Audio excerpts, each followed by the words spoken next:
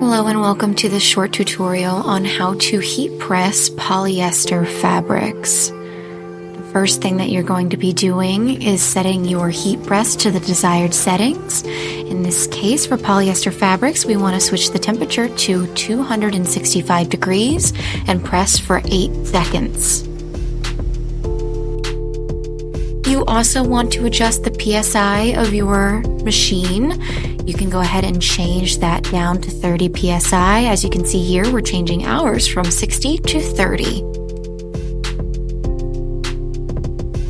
As soon as all the desired settings are in place and you've adjusted your polyester fabric on your heat press, you can then add your transfer design and adjust as necessary.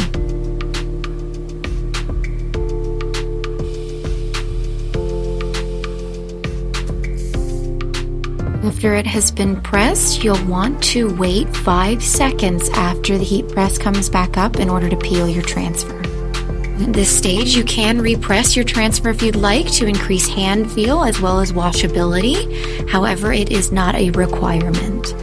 Thank you so much for watching our tutorial, and if you have any questions or concerns, please feel free to contact us.